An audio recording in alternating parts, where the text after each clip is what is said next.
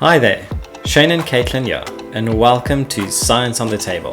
The podcast that covers all things South African science, where we take the tough stuff and break it down into bite-sized bits so you don't have to. That's right, from soup to nuts. So let's lay it all out on the table. The views and opinions expressed in this podcast are those of the hosts and guests, and do not necessarily reflect the views of any affiliated institutions or organizations. While we strive to provide accurate and up-to-date information, the content shared is for general informational purposes only and should not be construed as professional advice. Some information may become outdated as new research emerges. Always consult primary sources or professionals for advice related to your field of interest. The hosts are not liable for any errors or omissions in the content, and listeners should critically evaluate the information presented. Hi everybody, welcome to another episode of Science on the Table. Today we have Yawn, or fondly known as Joe, on the episode. They are a neuroscientist, although they also did a master's in sleep physiology. So their expertise revolve around neuroscience, sleep, mental and neurological health. Interests also include topics like coma and epilepsy and even psychoactive substances, but those are all topics that are outside my expertise. So we're going to hand it over to Joe. But before we do that, Joe, could you please introduce yourself, give us a bit of background on your qualifications and where you find yourself currently in your profession? Absolutely. It is a great honor to be on the side of an interview today. I'm really excited to share some of the things that interest me. And thank you so much for having me on the pod. So my name is Yawn. I usually go by Joe, and I use she, they, he pronouns. I think gender identity is something that isn't often spoken so openly about, and this is something that I advocate for in all realms of my personal and professional work, without letting it, really guide who I am. So any pronouns I'm comfortable with, it's really not a big deal. It's just for me more of an awareness that identity is fluid and broad spectrumed. So yeah, feel comfortable to use any pronouns that feel easy. I completed a Bachelor of Science in Biochemistry, Human Anatomy and Physiology at UCT. My interest in science developed as an interest in nutrition, plant medicine, herbal teas, really fascinated by the biochemistry of plants, and I hoped to be a nutritionist. Then I came to my third year. I had a neuroscience course and fell completely in love. This really directed my studies to then study a honors in neuroscience, and then searching for a master's in neuroscience at Wits, where I was currently posted at the time. They didn't actually have a master's in neuroscience program unless you were a neurosurgeon. So then I found a really beautiful master's program in sleep physiology, which still spoke to so many of my interests in neuroscience, but also gave me a little bit of an edge in sexual health advocacy and also HIV research, which is really interesting to think about in the scope of South Africa as well. But ultimately, the thing that keeps driving me and that I keep returning to is my passion for the brain and how it affects the way we live our lives. So after completing my master's, I joined a women's health company, and I then did some science communication development for them. I also assisted in research and development for brain health supplements. Again, being able to draw on my original interests of the chemicals in plants, and really found myself in this merged space where I never thought I would find myself, working in a women's health company, marrying all of my interests, and ultimately developing a love for science communication. So now I work as a freelance science communicator, typically in the spaces of mental health and public health, also incorporating some of the elements that I've learned about sexual health advocacy, and just living as a science diplomat, I suppose, advocating for things that bring science back to society. That is absolutely phenomenal. One of my very close friends always said life is like a a Lego set. You can follow the instructions and you can build what they have pre-designed for you, or you can build it however you want. And I think that's the wonderful thing about life, is you can start by putting a block down and decide, you know what, I prefer it this way, and you can kind of build it however you want. So it's a wonderful path that you've followed. Thank you so much for sharing that with us. And thank you so much for being so open about your identity. I think a lot of people are always a little bit cautious around that topic, and it's good to know that, you know, people can be comfortable in themselves and just feel free to use whatever pronouns they prefer. We are going to jump into our topic here. So we're going to be covering quite a few topics, as Shane mentioned a few moments ago. So I'd like to start with just some general stuff. Joe, can you tell us more or less what are the different branches of neuroscience? Oh my goodness. I think, to go back to the Lego analogy, if you can imagine anything that you've experienced ever, there's a branch of neuroscience that speaks to it. There is neuroscience called neuroarchitecture, which understands how our brain responds to beautiful architectural spaces, what it feels and how you experience walking through a mosque or the Parthenon, or walking through sacred land, or experiencing Stonehenges for the first time. Then there's also a branch of neuroscience called neuroaesthetics, which speak to our preferences in palettes, the colors we wear, how we decorate our homes and spaces. Then, of course, there's the neurosciences of sleep, consciousness, learning, memory, social affective neuroscience, how we engage with ourselves and our relationships. Then there's also, like neurobotany, which is how our relationship with plants and soil and gardening influences our mental and neurological well-being. So really, I think this is something that really excites me about neuroscience, is that anyone with an interest in the brain can find another interest of theirs and weave this really stunning, long-lasting, ever-changing relationship with our brains and how we experience the world around us. I think the paths of neuroscience that interest me the most at this point is this intersection between arts and health, specifically how we relate to music, how we relate to poetry, how we are moved by art installations, how we can spend time gazing at mountains or the way clouds move. So that's really something that interests me at the moment is neuroarts. But again, this is an ever dynamic, ever changing relationship that I have. And I hope that I can inspire people to find the neuroscience in everything and really just be curious about how we're engaging with the world at any given time. That's fascinating. Thanks, Joe. And it's something I suppose we don't necessarily really take time to ponder or consider or acknowledge. I think the day and age we live in, it's literally just go, go, go. And I know there's this big thing about instant gratification, and I can't remember what you call it, but with how you get these like TikTok short videos and it's just overload, overload, overload, stimulation, stimulation. And I think it obviously, it has a knock-on effect. So I've got two questions. So that's the one question would be to maybe touch on that and just the effect on the brain, generally speaking, of whatever we're exposed to, how we are exposed to things these days, whether it's media, news, social media, just TV, instant, you can binge watch a whole series. That's the way the world works these days. That's my first question. And my second question is more a personal one.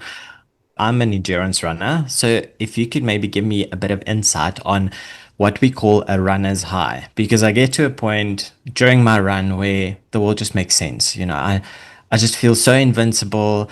Everything smells better, looks better. It's not like it's changed instantly, but all of a sudden, just the world's a better place. Okay, great. Those are two really beautiful side-by-side questions, because the one speaks to that instant gratification, which you touched on. And I think this really speaks to the attention economy that we live in the age of the fourth industrial revolution and things being digitized, most people having access to some sort of technological device, even if that's just a cell phone, which is able to call someone in case of needing to reach out. Very, very different from even 100 years ago when the way to reach people was writing letters, or, I think maybe by 100 years ago, we had just started making telephonic calls. But now we have devices with information quite literally at our fingertips. There's Wi-Fi in a lot of public spaces that people can access. And that really means when we're engaging with our phones or the internet or television, we have developed as humanity typically quite a short attention span, where within 5 to 10 seconds, if something isn't immediately of our interest, we're typically going to move on, keep scrolling, find something else, or, click on the next thing. So there are a few components there. Firstly is the ability to click, right? To engage and to almost build a relationship with the very device that we are trying to seek connection through, whether I'm trying to reach my friend or whether I'm trying to reach information. Just the very engagement, that repetitive motion of clicking on something, clicking on something, clicking on something, it kind of emulates that gambling reward pathway in the brain, which is quite interesting, where you are chasing these small bouts of dopamine, the enjoyment of being able to click, and then you go somewhere else and it's bright and shiny and many colors and lights and stimulus, and there's just a lot of information being taken in at once. And that effectively leads to a dopamine overload, which means we seek even more of those things, and things that would typically bring us a lot of dopamine on the slower, more endurance-based basis is not as rewarding, not as effective as at making us feel good, making us feel engaged, and that leads to further seeking and seeking and seeking. Quite opposite to that is then this runner's high, especially an endurance runner's high, where you begin your training, you're engaging with no stimulus whatsoever except your body and the external world. So it's quite stripped actually from technology, quite stripped from the way we engage with that instant gratification. You're moving your body slow and steady, you're breathing, and this then also opens up a range of really fascinating neurological processes. Firstly, breathing. Regulated breathing does absolute wonders for mental health. So that in and of itself is already huge. Even just sitting, not moving at all, but being present in how you're breathing can already make you feel really quite tremendous. And this is one of my interests as well. Then secondly, the substances which are released naturally in our body, such as endorphins, things like opioids and heroin and morphine, they are shaped similarly to something that is produced inside our body called endorphins.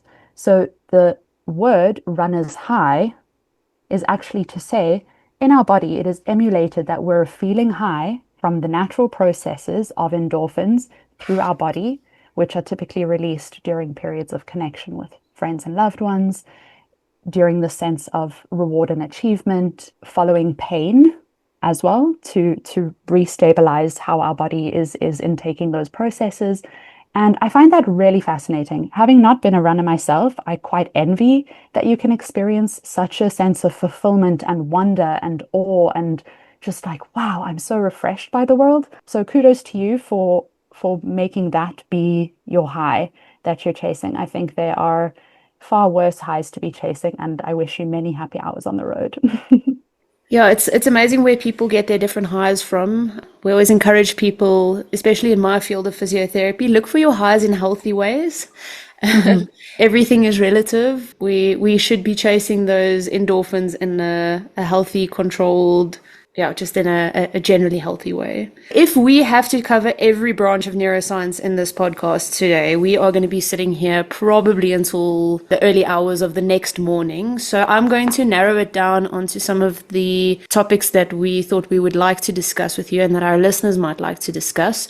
So we're going to jump into one of the branches you mentioned earlier, which is the neuroscience of sleep and consciousness. The first question that I have for you, Joe, is can you tell us a little bit about what happens in the brain when we fall asleep and why is sleep so essential for our neural health and function? Absolutely. I think we can't even dive into what is happening in our brain when we sleep without doing a very little bit of groundwork for what is happening in our brain when we're awake. So I'm just going to lay some very foundational roots, and to just help everyone who's listening, who's maybe not engaged with neuroscience before, to understand that your brain is a connection point between the outside world and your inner experience. All of your senses are processed by the brain, and also all of your thoughts and your emotions arise in the brain. This happens because your brain is set up as what I like to call little suburbs or brain regions that connect with other little suburbs through phone lines. There's connections that connect each of your suburbs in your brain through phone lines, and that's how they connect. When we're awake, some areas of our brain are connecting through these suburbs, making phone calls. It depends on the types of task that you're engaging in. And this is typically called an active wakeful awareness. When we are going to sleep, we're effectively shutting out the external stimulus from the world, and we're giving our brain an opportunity to engage with the suburbs without taking in any new information. Our brain is made up of all of these neurological cells called neurons, and each of those neurons communicate through these suburbs, making phone calls, and the phone calls are made by electrochemical messengers. And the reason I have to tell you this is because the electrochemical messengers each have a charge. They have a signal, it's an electrochemical energy, which we can detect as a brainwave. So again, our brain is made up of all of these neurons. They connect with each other during wakeful awareness. And when we go to sleep, we're shutting out all of the external stimuli. And now our brain has an opportunity to engage with these neurons by itself. The brain waves then, when we aren't taking in any stimulation, are changing. There are 4 stages of sleep, so the style of your brain waves will also look different based on the type of sleep that you're entering. But I like to think of these brain waves as do, re, mi, fa, sol, la, ti, do, right? So when you're entering your first stage of sleep, there's a particular song that your brain is singing. It's a particular type of brain wave that it's producing, and it's making various connections between certain brain areas. When you move to different stages of sleep, the melody of that song changes, but sleep is still an active process. And I think that's why I'm using this analogy of a song.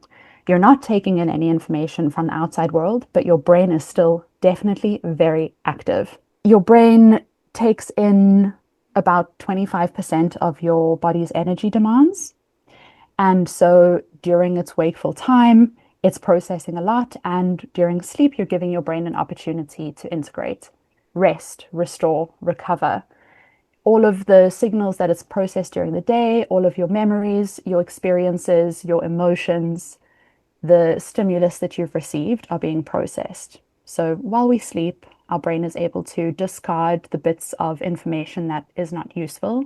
It's able to integrate experiences that we've had during the daytime, and it's effectively able to help us start the new day with a refreshed mind, with clarity, and really to be able to feel that sense of cellular rejuvenation that we really miss out on when we don't sleep well. Is that a pretty good baseline for what happens when we sleep and why it's essential for neural health and function? We really need to sleep to rest, recover, and digest. Yes, thank you very much. It's really thorough and very informative. I've got a question on that. People who, I suppose it also depends on your, I don't know, I want to say your inner state, maybe your neurological health, but people who take sleeping tablets or calming meds, how does that affect these processes? And would that be helpful or sometimes less helpful? Again, I think you've rightly said that each brain and body is different. Some brains resist sleep. Some brains have really difficulty switching off, and sometimes we really need to rely on some sort of aid to be able to give us that sleep, because sleep is so necessary for our rest and recovery, and also for every system of health during our wakeful awareness. For those who do need assistance to sleep, and of course everything in moderation, I strongly believe that as long as they're being guided by multiple health professionals, they're opting to do things that they feel are really within their health and not to the detriment of their health. I think making use of an antihistamine to sleep or sleep supplements, which are maybe, more based on plant type of medicines rather than pharmaceutical medicines. I think that's really important. So the specifics of what exactly happens also again depends on the substance, but most of your over-the-counter sleep aids, typically like a melatonin or those types of plant-based or more natural sleep supplements, they will just help in slowing the brain waves down to be able to facilitate that restfulness that comes with sleep. And I suppose it's also a matter of, with any type of medication, I want to say invention or intervention, is that I suppose it's a case of assessing whether the benefits outweigh the risks and whether it's actually helping. And that's why you're obviously suggesting that there's a team of healthcare professionals that ultimately decide what's best for the individual. Yes, exactly. And of course, team of healthcare individuals, in the ideal world, everyone would have access to affordable sleep studies that are able to say, on a neurological level, this is the type of sleep support that we would advise you.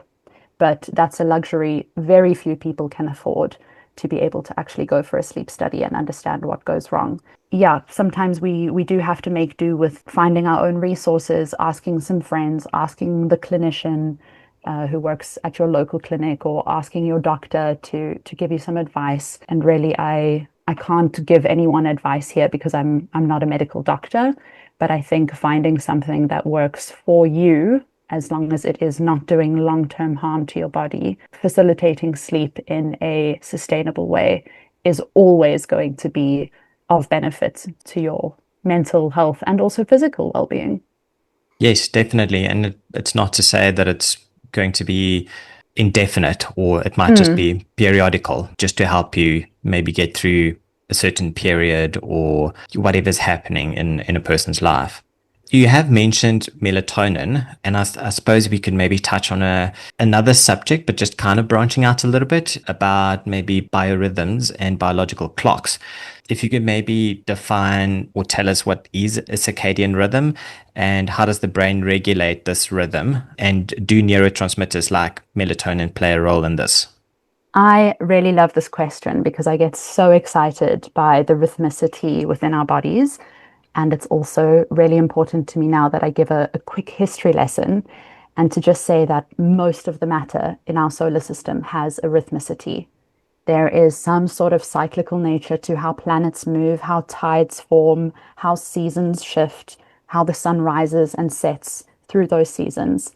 And even atoms of electrons have clouds of charge that move according to a rhythm. So rhythm is no stranger to life on Earth, and even life outside of Earth in the greater Milky Way, which is really, really exciting, because that means in all of that big scale, what is happening in our body is that we have a little biological clock, a biological rhythm that moves about a day. So circadian means circa, about, DM, a day.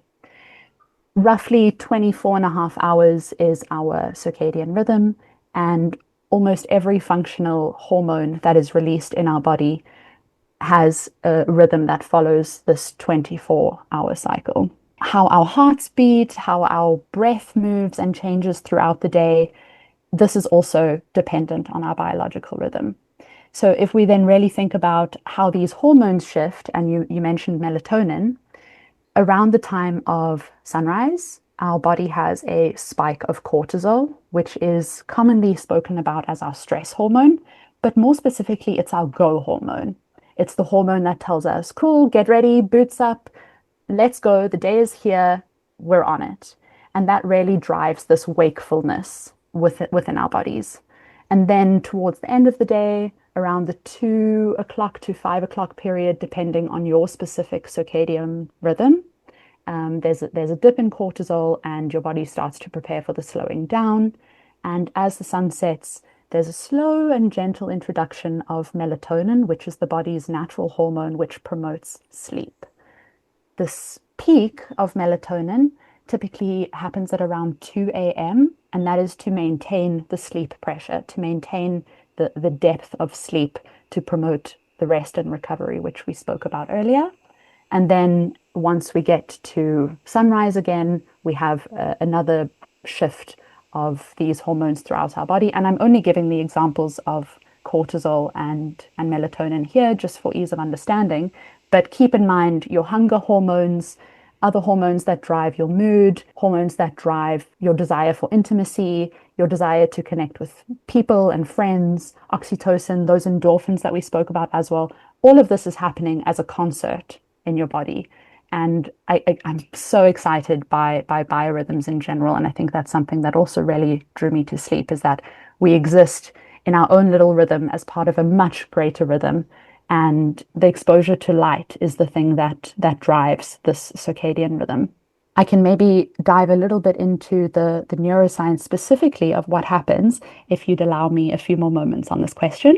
Our eyes intake light, and then the light crosses in a pathway in our brain called the suprachiasmatic nucleus. This is really just a location of the suburb. This is giving the coordinates of where in the brain it is.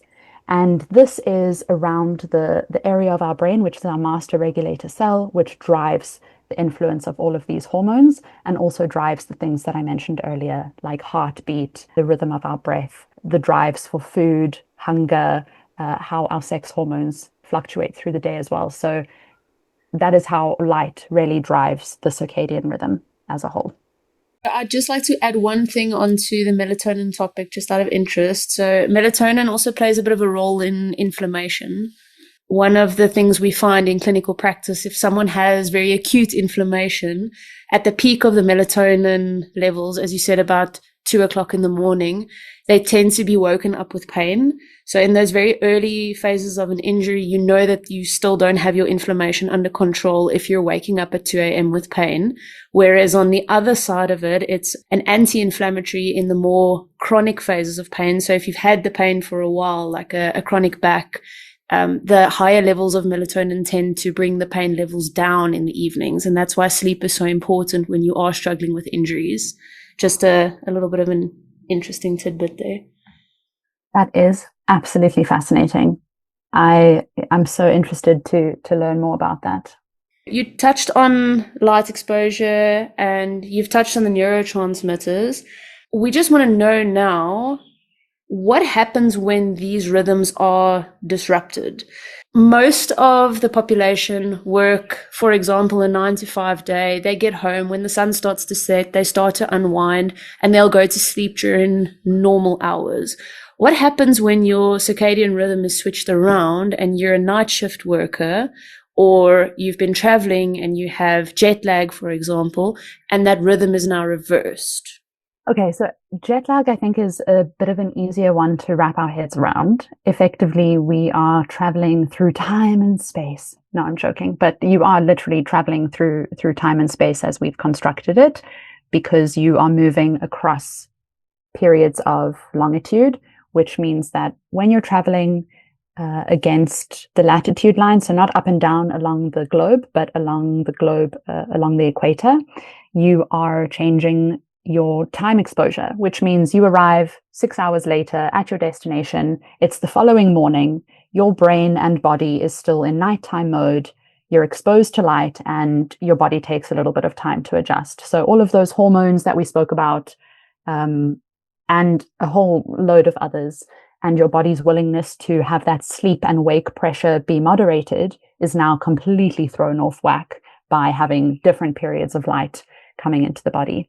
This is typically something that resolves within a couple of days, unless it has a delayed onset for a more disruptive circadian process.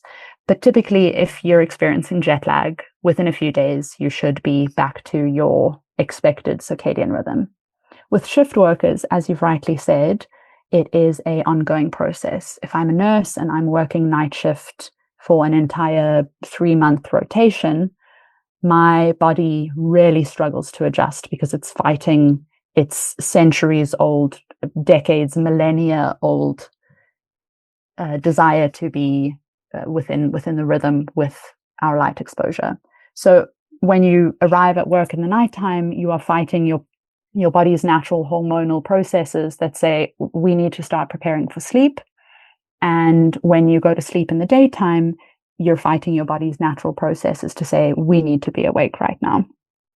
And typically, these effects can be quite severe. They can lead to changes in mood, increased risk for metabolic disorders by the disruption of your hormones, and also a higher chance of developing cardiovascular diseases, very closely linked to the comment you made earlier about the inflammation.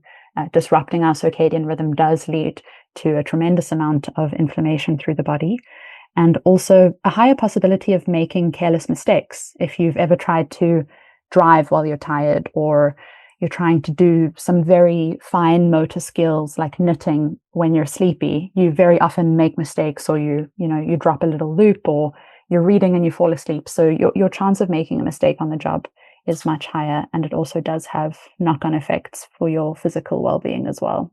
All respect to shift workers. They really are the heroes who don't wear capes. Yes, for sure. Do you know whether there's any research or statistics on the life expectancy of, I don't know, regular travelers or shift workers? There is a colleague who I have who works, I think, in Makanda, and he specifically has an interest in shift worker circadian rhythms. So I'm going to plug you to Jonathan Davey for some really South African contexted shift work circadian sleep research. It's not something that is within my scope of expertise. I would be able to tell you some things that are maybe only partially true. And so I'm really going to plug you with some proper information if that's something that you'd like to learn more about. Regarding jet lag and stuff, yes, plenty of research, mostly in the global north. And when it's in the global north, it's typically situated around white men. Nothing wrong with that. Historically, that's where research comes from, but there is still a long way to go before what we know about sleep becomes relevant to the South African context, and specifically becomes relevant to women. Yes, definitely. And it's also, I think if you just take medical research, generally speaking, and you look at the statistics and the hard facts, it is so that most of this research has been done historically in white males. And I suppose just because of the way the world was set up way back when. And we can't necessarily, and that's also why it's important to vet medication and look for reactions or how people would respond to certain medications in different populations. And that's also why when you have certain medications, there might be a disclaimer saying not necessarily tested in pregnant women, but it's not to say that the medication would be harmful. It's just that it has not been tested. And we know, genetically speaking, we are wired differently, programmed differently, so our bodies might respond differently because of the differences in our genetics and environmental exposures, etc. Still on the sleep topic, we want to touch a little bit on consciousness. So you might have alluded to it a little bit earlier on, but if you could, in simple terms, the science communicator that you are, you've been doing a brilliant job so far, and I'm loving it. If you could maybe explain plainly, what is consciousness for, the average individual? What does that mean? And how does this shift across the sleep stages? Cool. So I like this question a lot because it opens up really one of the biggest enigmas of neuroscientific research, which is what is consciousness? And I think important for the context of sleep as a state of consciousness, it's important to say that amongst neuroscientists, consciousness is typically spoken about as the, in quotes, what it is like to be a human. So when we say that human beings are the only living organisms that have consciousness, we typically mean we have our experience of what it is like to be human. We don't necessarily understand as scientists how consciousness arises in humans. And when I say consciousness here, I mean the what it is like to be a human. However, when we speak about consciousness and awareness in terms of sleep research and in terms of brain states in general, consciousness means aware and responsive. So when we are awake, our consciousness means we are aware and responsive. When we are sleeping through various stages of sleep, it means we are aware or not responsive, or unaware and unresponsive, or some sort of sleep-wake intermediary where you're not quite asleep, and maybe this has happened to you before, where you quite haven't fallen asleep, but you're not quite awake yet. So this is a change in our state of awareness and our state of responsiveness. When I think about how this changes from normal dreaming to wakefulness, when we are dreaming, very often we are not aware, i.e., we are not taking in any information from the external world, but we are conscious, meaning there is still brain activity happening. We are still processing brain signals, but we're not taking in any awareness from the outside world. However, and I think this might be a nice time to bring this in, there's also styles of dreaming, like lucid dreaming, for example, which is a very unique type of consciousness where you are aware and conscious, but you are also responsive to your own internal idea of the world. So let me just take a step back here. When we are awake, we are driven by rationality. When we are asleep and we're having a lucid dream, we can sometimes redirect our dream. We can make decisions in our dream. We can think to ourselves, wow, if I wasn't dreaming, this would be a really weird thing to do. But because you don't have to be rational while you're lucid dreaming, you might decide, you know what, I'm going to walk on water, or I'm going to jump off this building and glide through the air. So there is a complete irrationality of your thoughts, but it's very directed, and you're still making those types of decisions. So that's a very unique type of consciousness because you are aware that you're dreaming. You are responsive only to your internal world, but at any point, someone can wake you up while you're sleeping. So consciousness, even though it's transient, which means, changing over time, you have the ability to be woken up at any time from sleep. And yeah, this is a very, very interesting realm of consciousness research as well, because there's only really been 2 studies done about lucid dreaming. And again, not typically in the global majority. So I think there's a lot of secrets that we can learn from dream research and what people report from their dream worlds. That's absolutely fascinating. I mean, it's like, yeah, what is a dream and like, what is a memory? I mean, can you isolate it? It's intangible. So it's hard to comprehend, I think. Random question. Have you ever had one of those dreams where you fall asleep and it's like you're falling from like a tall building or something, and just before you hit the ground, you wake up kind of like shaken or something? Have you ever had that? Yes, I have had that multiple times. And I've also had, similarly to what I just described, that moment where you think, this is a really strange thing to be happening, and I know this can't be real, therefore I must be dreaming. But typically when I get to that point, I wake up immediately. Why? Because the rationality kicks in. In those moments, you're somewhere between dreaming and awake. Because if you're dreaming, you're able to say, oh, but I'm not going to hit the ground. I'm going to turn into a butterfly and fly away. So it really is that rationality of the awakeness that kicks in those moments where you wake up just before you hit the ground, or you're about to leap off the building, but the rational awake mind says, no, we can't do that. And again, completely fascinating how you really exist between this strange state when you pass between wakefulness and sleep. Wonderful secrets. Personally, I have the privilege, and I call it a privilege, of being able to work a little bit in neurology. And one of the types of patients that I see are sometimes comatose, either medically induced or due to a variety of different neurological conditions. And I've made it a habit to make sure that I try to orientate those patients even when they are comatose. So when I walk in and I treat the patients, I always orientate them and tell them, okay, today is Saturday, it's 8:00, it's raining outside, it's this date, it's that date, just so that in case they can hear me, that they have a little bit of stimulation from the outside world. This is now leading up to a question that I'd like to ask you about comas and altered states in general. Can you tell us a little bit about what happens to the brain during a coma and how they differ from deep sleep? Yes, absolutely. Yeah. So if we revisit again those ideas of consciousness and awareness, In a coma, the person is both unconscious and mostly unaware. This means even with the most extreme efforts and sounds and movements, they are not able to be woken up.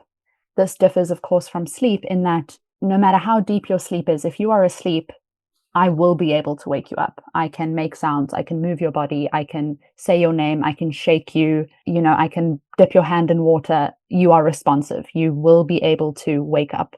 This is very different in a coma. Someone is still considered alive when they're in a coma because they still have brain activity, which shows sign of awareness. And I think it's really, really a beautiful practice that you spoke about, Caitlin, to be able to still walk in and say, hi, my name is Caitlin. I'm going to be doing this. This is the time. This is the day. Because there are numerous reports of people waking up from coma, showing no signs in the middle of the coma that they were actually responsive or being able to take in information. And they say, yeah, I know that you visited me every day. I had some sort of vague awareness of that. Or I remember hearing music for the period of time that I was in a coma. And I think that is also a really beautiful thing about how we think of consciousness, awareness, and responsiveness, is that people deserve to be treated with the utmost dignity and respect and kindness and compassion, regardless of what we think we understand about what information they're able to take in. Yeah, that's really how the brain differs between a coma and deep sleep, is that in a coma, someone isn't able to just be woken up. Again, like you mentioned, sometimes people are put into medical comas during operations or something, and those are typically reversible because it's a temporary comatose-like state. But if someone is in a coma from a traumatic brain injury or from a infectious agent which has shifted their awareness, they will not be able to be woken up no matter how hard we try. Neurons are still firing because there's brain activity, but I'm just trying to wrap my head around like the consciousness bit. So they like what kind of activity, if we break it down to like a basic level, like if you're comatose, like you said, you're unconscious, you're unaware, but you're still alive because there's brain activity. So what are those processes that are like shut down deliberately for whatever reason? Okay, so typically the process that is shut down is the connectivity between the brain regions. So they are these little hubs of activity that still show periods of brainwaves being sent to one small located region. Let's say, for example, your auditory cortex. So you might be able to detect on a neurological scan that this person is taking in information, but there's no integration of that. So they're not taking that information and moving it to the parts of their body, the parts of their brain that say, I'm experiencing sound and this is how it's making me feel. They're not able to take that information and put it in their area of their brain that stimulates movement. So they're not able to dance to a song that they would typically have danced to for 25 years before that. Does that make sense? So there is still brain activity, but because it's not connecting one region to another, it's the connectivity of the brain region that creates the experience of a coma.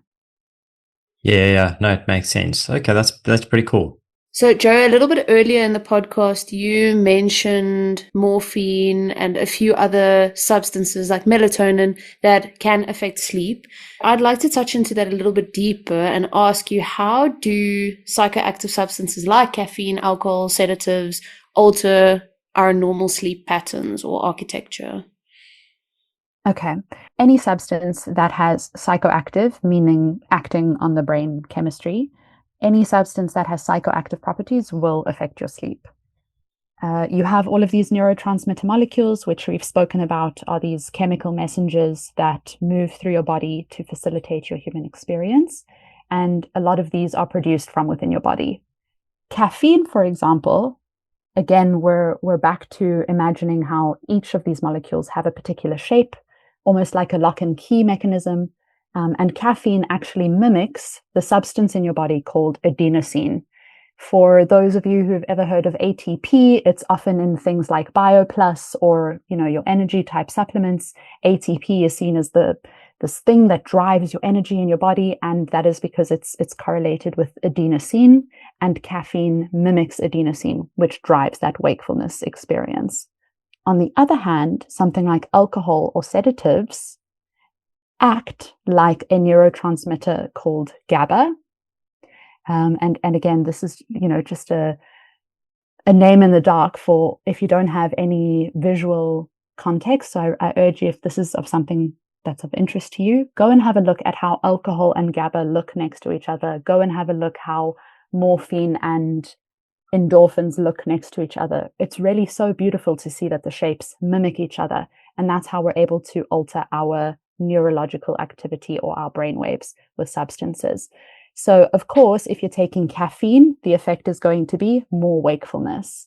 If I'm taking something like an alcohol or a sedative, which mimics GABA, which drives sleep pressure and slows down your brain, you're going to have the effect of sedation or the feeling of calmness or, a little bit of a reduced ability to engage with the world. If you think about, someone being really drunk, they've kind of lost their stability in their wakefulness. They kind of fall around a little bit. Their body's really loose and relaxed. And this is, obviously going to affect your sleep differently depending on the exact substance that you're referring to. So basically what we're doing is we're, in a sense, with psychoactive substances, for example, we're not necessarily, like when we put someone in an induced coma, we're not shutting down processes. We're literally just using molecules to mimic molecules that are naturally found in the body. And that's just ultimately to help reach a certain end goal, like better sleep or more calmness or something of the sort. Yes, exactly. So if I have an exam, I have ADHD and I take my Concerta as instructed by my medical health professional, and I also double up by taking a double shot of coffee, what I'm effectively doing is telling my body, more wakefulness, please. And that's what drives that ability to keep going and to have that energy to see yourself through. But as with all substances, even those produced in your body, they will eventually wear off. So unless you're really overdoing it and overdosing on any of these substances, most of the psychoactive changes that you can facilitate with a substance is something that will decrease over time. It will lose its effectiveness and you will return back to your normal state of conscious awareness. Yeah, and I suppose we, in that sense, we also may build up resistance because the body adapts. Yes. And I suppose that's the way the body is wired, to adapt and survive. Yes, exactly.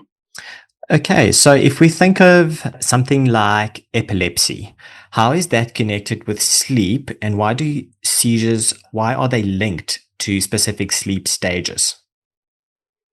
All right, so I will say that my knowledge of seizures in sleep is quite limited. I have read a book on how your brain waves change during seizure activity. But I think, again, this is something that is really difficult to explain without the assistance of a diagram. But when your body is experiencing an epileptic seizure, what is happening in your brain is that connectivity that I spoke about is really multiple areas of your brain firing all together at the same time. And the connectivity in your brain is in overdrive mode. So sometimes the effects and the consequences of that is, for example, your bladder might lose function because your entire brain is activated around that region, and you don't have the ability to control the region of your brain that says we must maintain bladder function. Similarly, these repeated firing activations of your connections can happen not just in epilepsy, but in seizures that are related to brain tumors, seizures that are related to toxicity, such as in eating a poisonous substance, or as a result of some neurological infection. Seizures are an overdrive of neurological activity, causing many areas of your brain to have too much activity at once. And like I say, it doesn't just happen in epilepsy, but I wouldn't feel comfortable to to describe why it happens more specifically in some sleep stages than others. I could speculate, but that's really not my area of expertise. Thank you so much. Thanks for those thoughts, Joe. We do understand, but it gives us a nice overview of what's happening on the basic level, and it's all about the overstimulation, and it's about neurons firing, maybe misfiring, that might just put certain activities in overdrive, or, for lack of a better term, in underdrive. One of the things that I'd like to touch on that you mentioned right at the beginning of the interview was about sleep supplements. Now, we have already mentioned none of us are in any position to be giving advice, but if one were to look at sleep supplements, is there anything specific that's come out of your research that you can recommend to be a good sleep supplement that one can get over the counter? Again, this is not medical advice. It's just out of interest sake on what's available and what the research is showing. Yes, so this is something that I love researching just for fun. And as I've mentioned, I've built some really nice research and development proposals for the women's health company that I worked for. So I do have a lot of information flowing through my brain. I think if I was giving myself, guidance into how to improve my sleep, I would probably go to a herbal section in a shop, like a clinic or, some sort of pharmaceutical shop, and go to the herbal section and opt for a tea. And the reason why I would opt for a tea rather than buying something in a capsule is any kind of herbal supplement, I think, is tremendously overpriced.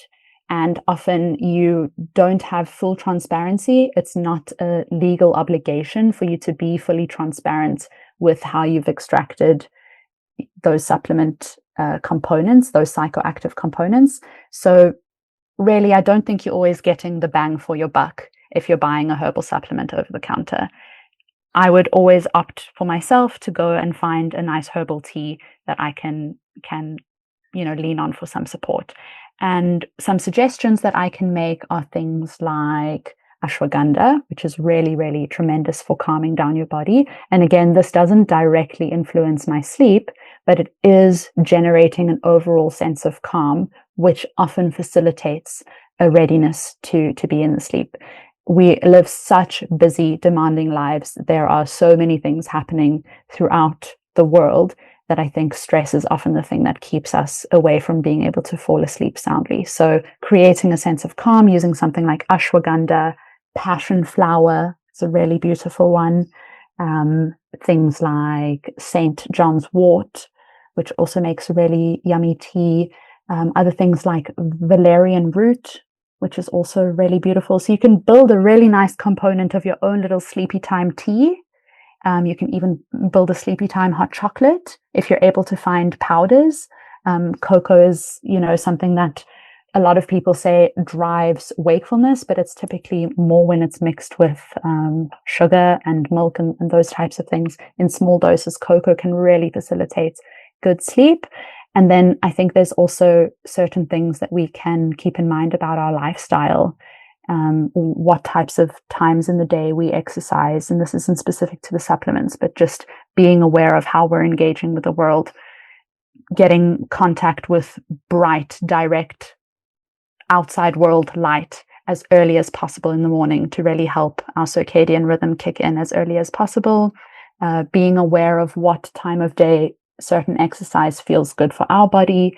Maybe we do our high intensity training in the morning and we do our slower stretches at night to really facilitate that sleepy time situation. Those are some really practical tips. Thanks, Joe. I'm definitely going to implement some of them.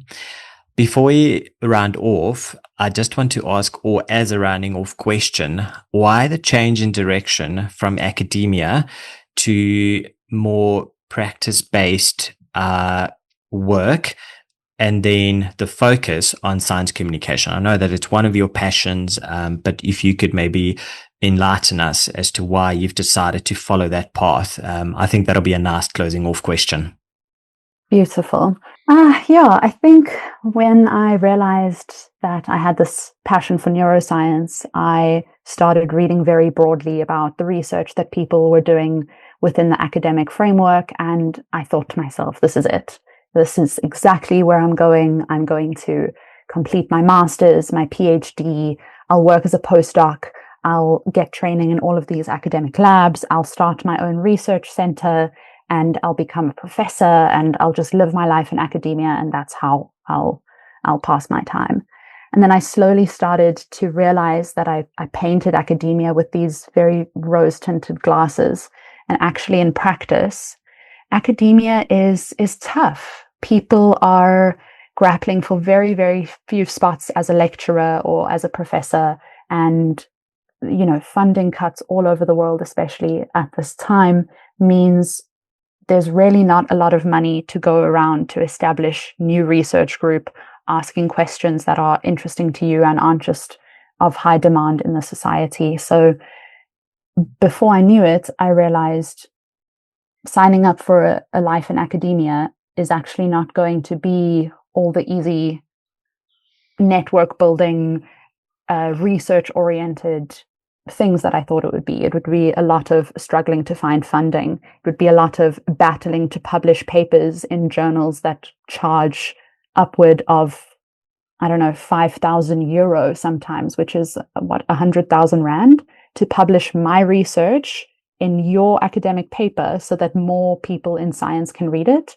Where are we taking what we learn from research and really saying, hey, people of the world, we have done a service to you and we have found out this really cool thing that we wish to share with you because you deserve it. We all deserve access to knowledge.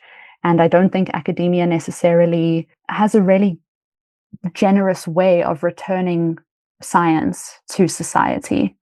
And when I was doing my master's, I was very lucky to fall into some competitions which I entered, which taught me how to take the things that I was learning about and give it back to the people who I really hoped to reach, and being able to teach my mom about the work that I was doing and not just using big terms and making it really inaccessible to the people I really think deserve to have access to this knowledge. And then it also opens up this much wider question of what makes me more qualified to share my knowledge than someone who has been, I don't know, observing sleep rituals or following lucid dreaming practices for 250 years in his small community in the middle of the Cederberg. That bit of knowledge is just as valid, if not more valid and practical than what I'm able to learn in the institution of academia. So yeah, then it really, really opened up this imperative for me to be able to take the bits of knowledge that I learn, always remain teachable, always remain curious, and as far as possible, be humble in the knowledge that I am able to share, so that we generate knowledge together, and that knowledge is a communal effort, something that is for society and not for scientific acclaim, not for the most publications, not for the biggest, most fancy research equipment, but is really of service to the world that we live in. That's beautifully put. And all I'm going to say is that I wholeheartedly concur. So just to swing back to the Lego block set, after sharing your experiences in academia and in the practical world, it's a good solid bit of advice for anyone who's wondering, like, am I stuck somewhere where I shouldn't be stuck? Just remember, you can always break it down and start again. It might not always look the way you thought it was going to look. And if the instructions say we're building a cat and it's actually the Death Star, I mean, you know what? It doesn't really matter. So follow your passions. It's never too late to change. You should always go where you feel like your heart is leading you and where your passions are. I just want to close off and say thank you so much for joining us, Joe. It has been an absolute privilege. It's been amazing. I know our listeners are really going to be so enthralled with what you've said. If anyone has got some questions, if we want to expand on some of these topics, please, guys, remember our platforms are open for any questions. We can pose them to Joe. She can answer them for us, and we can get back to you on our follow-up episode where we're going to be doing a question and answer segments on all of our previous episodes. So we just want to say from the bottom of our hearts, thank you so much for joining us. Thank you so much for sacrificing your time. And it was awesome. It really doesn't feel like a sacrifice at all. I am so overjoyed to share the things that I'm passionate about and to have an opportunity to hopefully inspire someone out there thinking, is neuroscience kind of cool? I'm telling you now, it really is. So I agree, follow your heart. It's never too late to pivot, and it will all make sense in the end. Thank you so much for having me on. I've really enjoyed myself today.